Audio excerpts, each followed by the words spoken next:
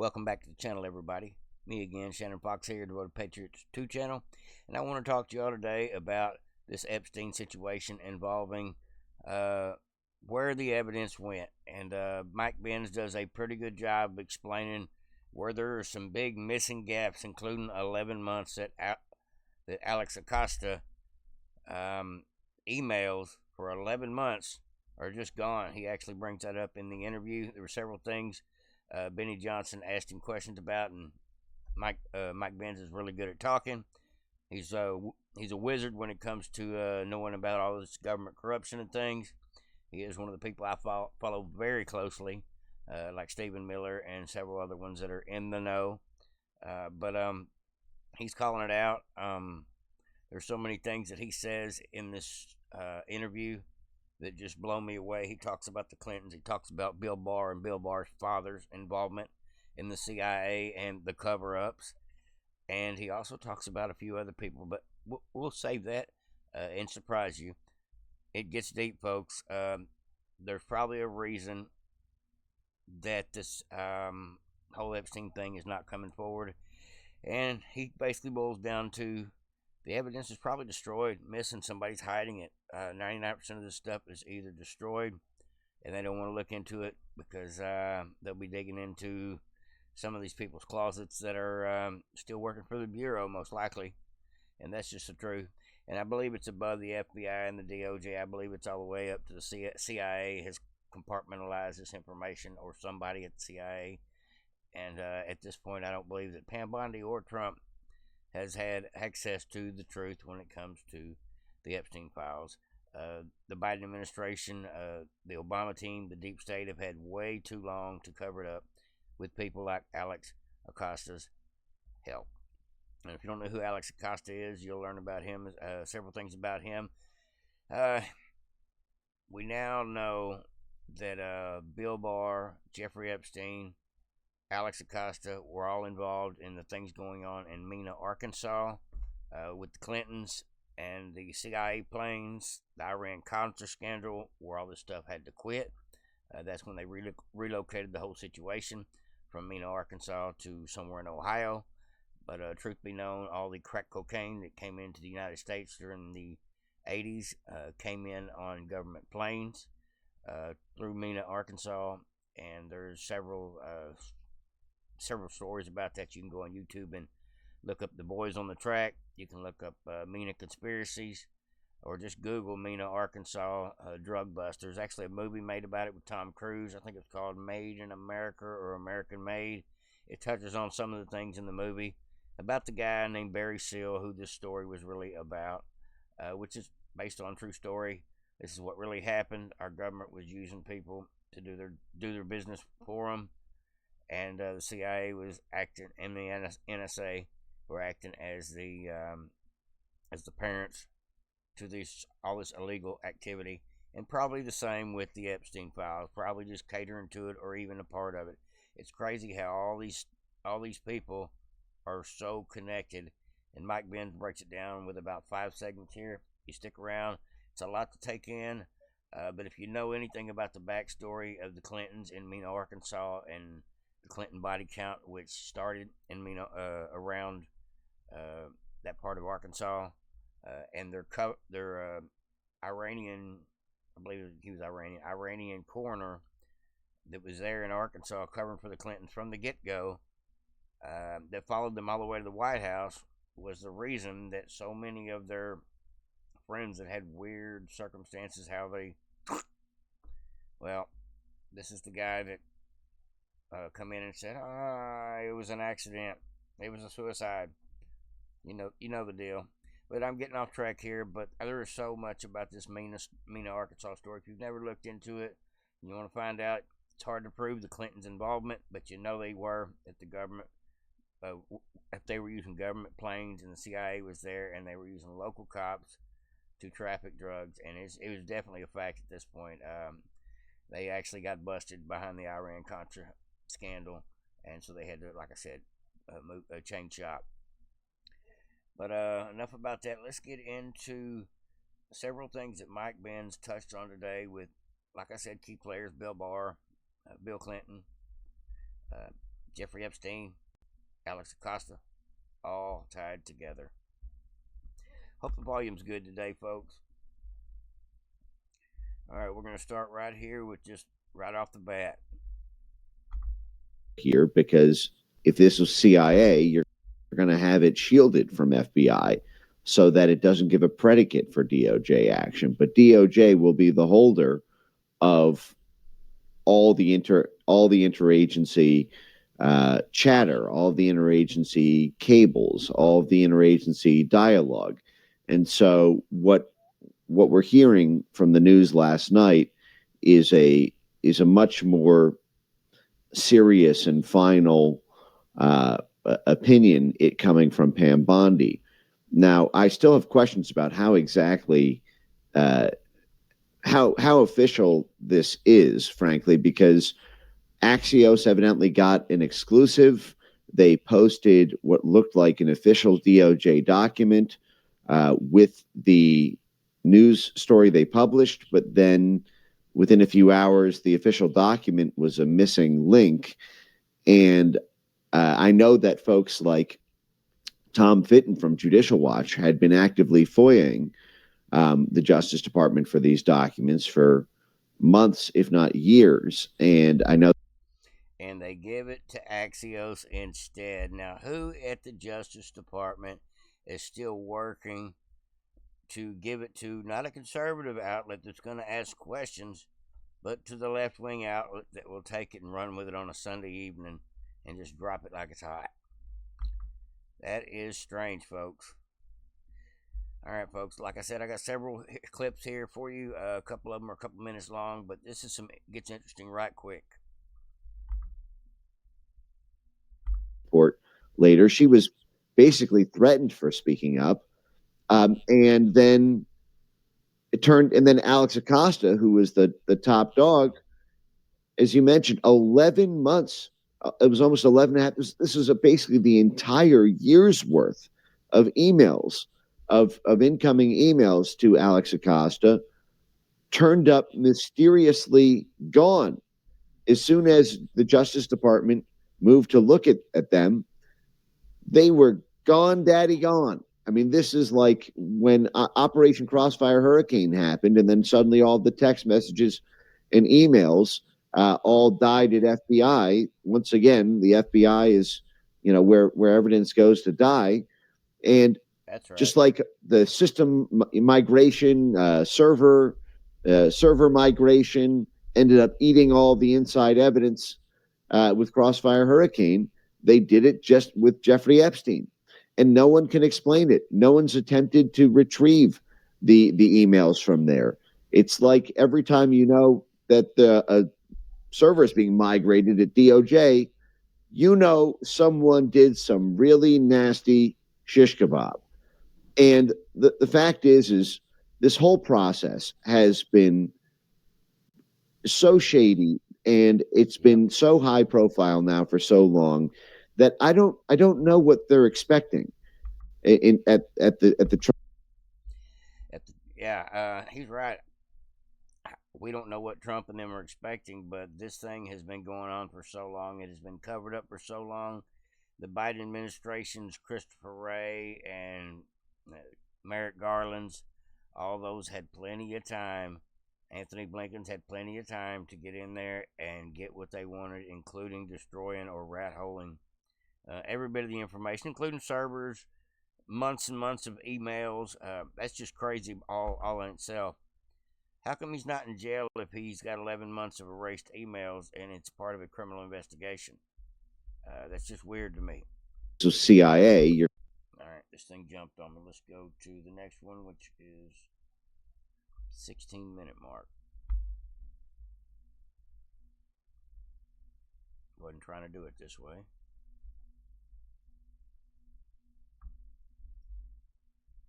Constantly losing the kind of evidence they would never lose if they were prosecuting us. That's right. Yes, Mike. The evidence that would have been splashed and carved into granite if they could get after a Mike Benz. Boy, man, they would have made sure that was plastered and printed on a daily basis on the front of the New York Times if you were part of this list. So I want answers from the CIA on this. Why have I heard absolutely nothing? And Can this you unpack again, that, please? Can you unpack yes. that? So, why is the CIA the skeleton key here? Well, so starting with what we've covered, and then I'll trace it into the wider webs here. So, in 2008, the sweetheart deal with Epstein was struck over the objections of the FBI. The DOJ basically reached into the case, met directly with the defense lawyers for Epstein, who were basically the highest paid defense lawyers you can buy. Many of them had personal relations with the prosecutors. One of the defense counsel had dated one of the DOJ officials, and they had all sorts of personal connections. And then Alex Acosta was then being interviewed by the White House transition team in 2016 for 2017 for a cabinet level role. Alex Acosta went from being the Jeffrey Epstein deal negotiator and the guy who overrode the FBI to give this sweetheart deal to Epstein to being a cabinet level secretary for Trump 1 in the Department of Labor. Now, the Department of Labor is... Did y'all catch that? How Alex Acosta just weaseled his way back up? Let's go back. Let's listen to that again. Defense lawyers for Epstein, who were basically, the highest paid defense lawyers you can buy. Many of them had personal relations with the prosecutors. One of the defense counsel had dated one of the DOJ officials, and they had all sorts of personal connections. And then Alex Acosta was then being interviewed by the White House transition team in 2016 for 2017 for a cabinet level role. Alex Acosta went from being the Jeffrey Epstein deal negotiator and the guy who overrode the FBI to give this sweetheart deal to Epstein to being a cabinet level secretary for Trump 1 in the Department of Labor. Now, the Department of Labor... Sorry to pause him, but this is a fun fact. This is the same Alex Acosta that told Trump, told everybody, his higher ups, and everybody that asked questions. They asked Alex Acosta, why didn't we prosecute Epstein? And the first thing he says is, well, my bosses say he's working with somebody higher up, and he just kind of vaguely put it out there like that, and absolved him of all responsibilities of having to cough up the Epstein. Now we're finding out that is true, and that is why we're still waiting on the information that it looks like it's not going to come out. To be honest with you, I think most of the Epstein evidence will be ransomed off later down the road, possibly, or maybe somebody will get it in a will, something like that. But it's not available for us at the moment. Or Trump, or Pam Bondi, or Bongino, or Cash Patel. I believe most of that information has been skewered. But as far as what they're hiding at the jail with the 1 minute of footage, I didn't buy that excuse. I don't know what to think about that. That one's still up in the air. But let's go ahead and get back into it. Alex Acosta should be in jail for treason. Just my opinion. But he is a key player in the Mena, Arkansas thing and the Epstein thing. Helping Bill Barr see nothing. Labor is another kind of strange place in the U.S. government. This is for unions. Organized crime and unions move together like peanut butter and jelly do. Alex Acosta had also been the dean of the law school for Florida International University, which is a major CIA recruiting hub. Folks like Juan Guaido, for example, who was the CIA-backed candidate for Venezuela, is now at FIU. FIU is a very famous recruiting ground for CIA operations in Latin America. And it's also close to where Jeffrey Epstein lived when he was also in South Florida. Jeffrey Epstein runs through those same Latin America CIA networks, I should note. It was Jeffrey Epstein that was working with Adnan Khashoggi, the CIA-backed weapons dealer for Iran-Contra, very close to the Bush family and the Saudi royal family. So Jeffrey Epstein is connected to Iran-Contra, the CIA gun running and drug running operation from the early 1980s. That's that stuff that happened in Mena, Arkansas, with Barry Seal. In 1985, Jeffrey Epstein effectively took over from Arthur Shapiro. Arthur Shapiro was the tax attorney for Les Wexner. Les Wexner, the billionaire who was the head of limited brands, the Victoria's Secret. At one point, this was the largest retail chain in all of America. And Jeffrey Epstein, after Arthur Shapiro, the tax lawyer for Les Wexner, was gunned down in a Chicagoland-style murder in Columbus, Ohio, in 1985, the day before he was set to testify to a grand jury IRS investigation. See, basically, he had run the Wexner estate's tax and accounting, and then the day he had been dogged by the IRS for about 7 years, the day before he was set to testify, he was mysteriously murdered. It was at that point that Jeffrey Epstein appeared in the picture and began to effectively work his way up to getting power of attorney over the entire Epstein estate, and then mysteriously go on to manage billions or hundreds of millions of dollars for the Wexner network through there.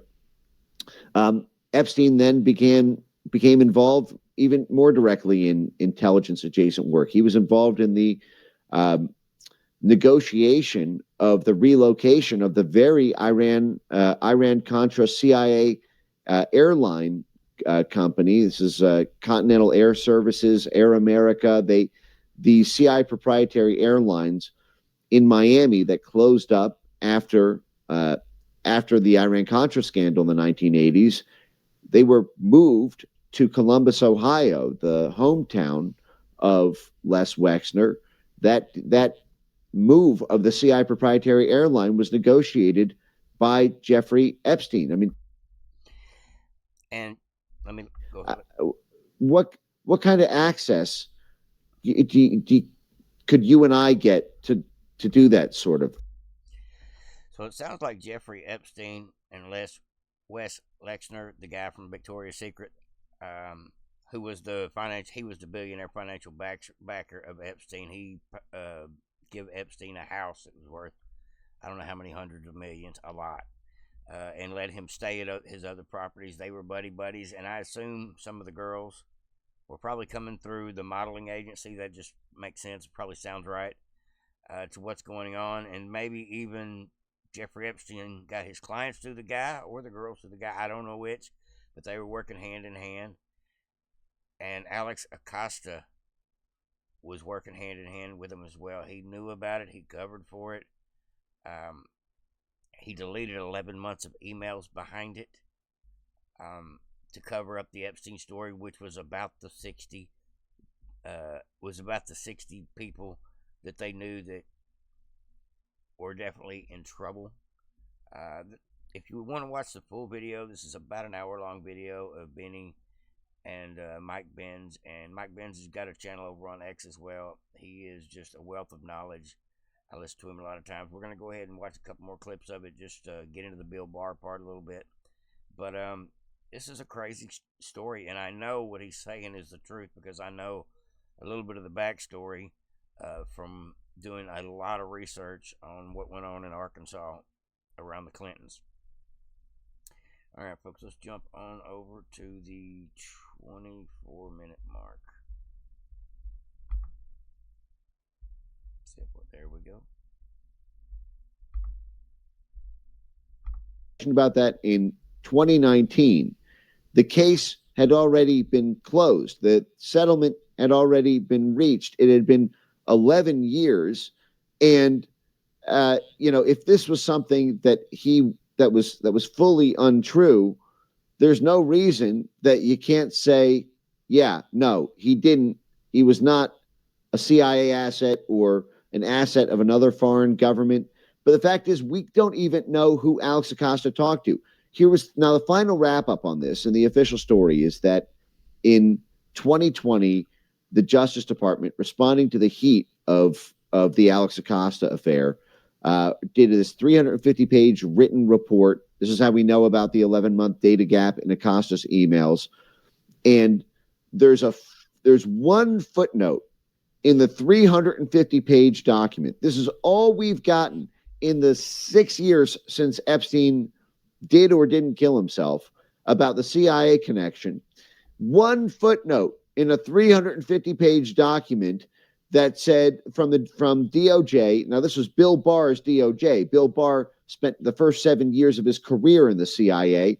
He was referred to as the CIA's mop-up man by the Washington Post for his role in covering up Iran-Contra and the CIA's role in that.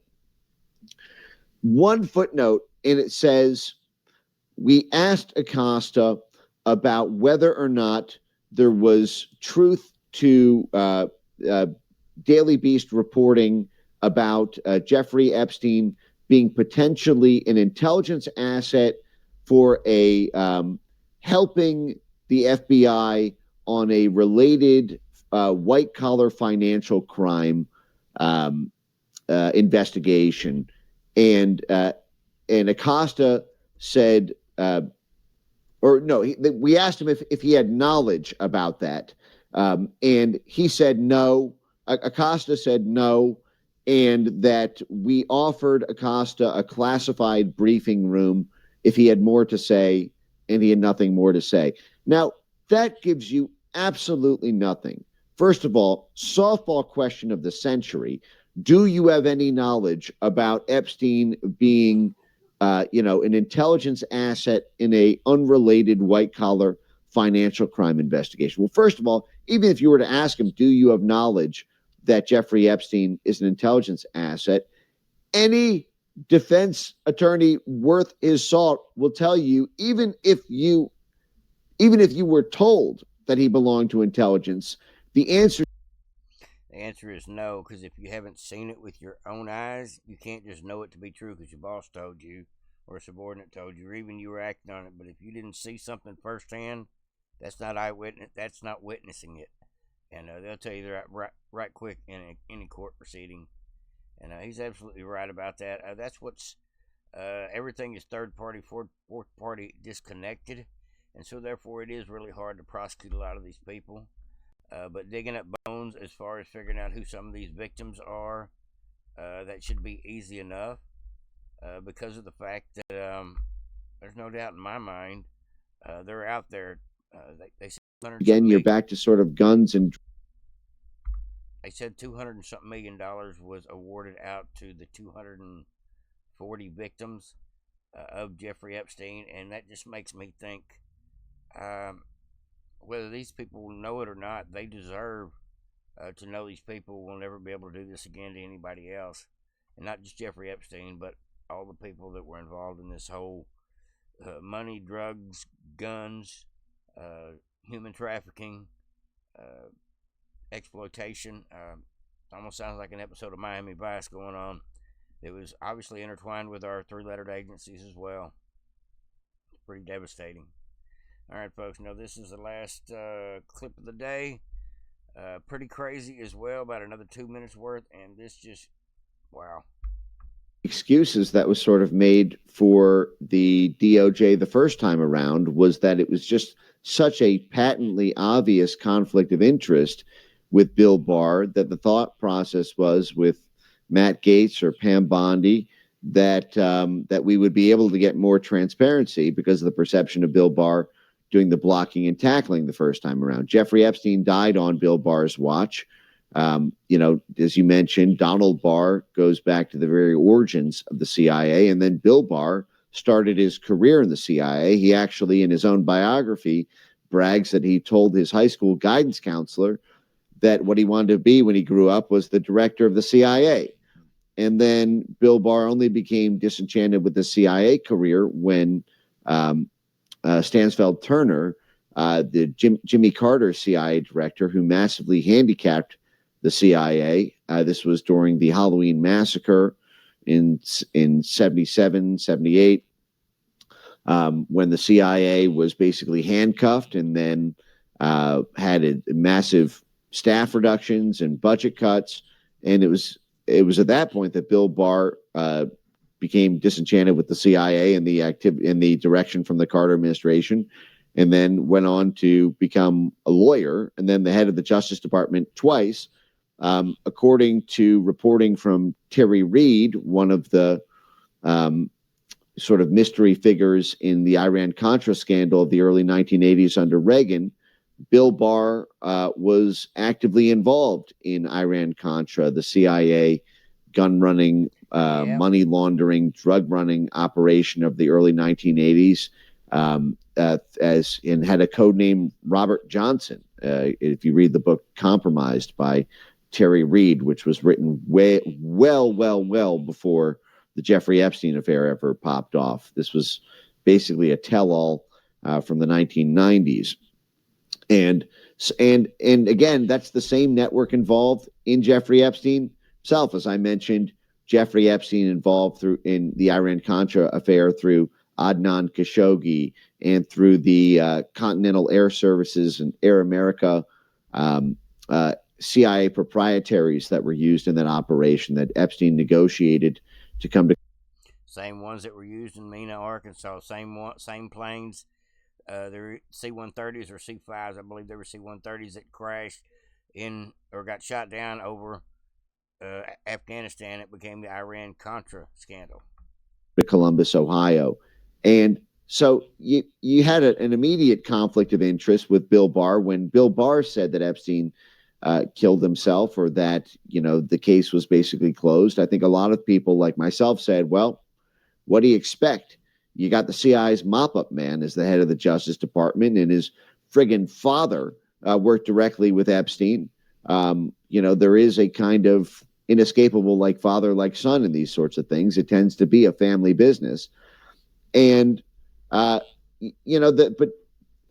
I don't know how much, for example, Pam Bondi was the attorney general of Florida. In Florida. We won't go there. He's saying, well, we don't know if Pam Bondi, because she lives down there in Florida, this all happened under her watch. I don't know if Pam Bondi was attorney general during the Epstein years. I haven't looked into that, but if she was, that is definitely something that is a weird fact, because Epstein got because of Mr. Acosta, because of him, Jeffrey Epstein, in theory, only got a little bitty sentence when it came to his charges the first time in Palm Beach.